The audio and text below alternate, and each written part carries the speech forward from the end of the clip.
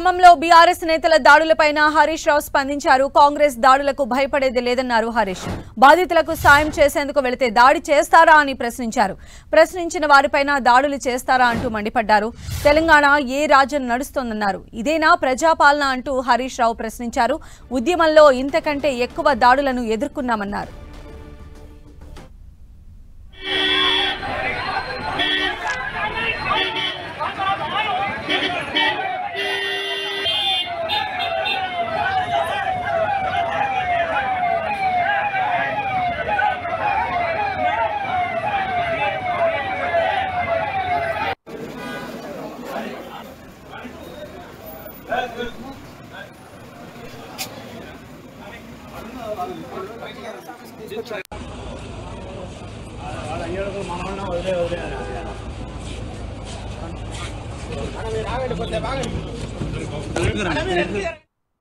అసెంబ్లీలో మా సబితక్క law and ఆర్డర్లో మీ ప్రభుత్వం ఫెయిల్ అయిందంటే అసెంబ్లీలో ప్రతిపక్షాల మీద దాడి, ప్రజలు ప్రశ్నిస్తే ప్రజల మీద దాడి, జర్నలిస్టులు ప్రశ్నిస్తే నీ సొంత ఊర్లో జర్నలిస్టుల మీద దాడి, రైతులు ప్రశ్నిస్తే రైతుల మీద కేసులు పెడతావు.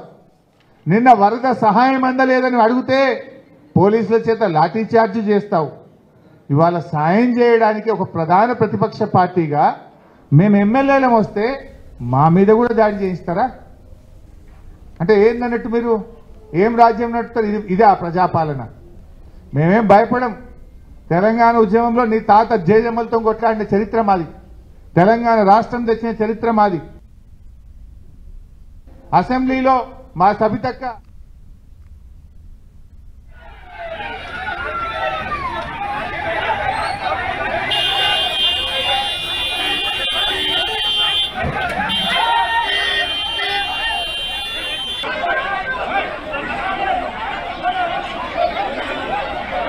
పోవడం ఎందుకు వచ్చిందని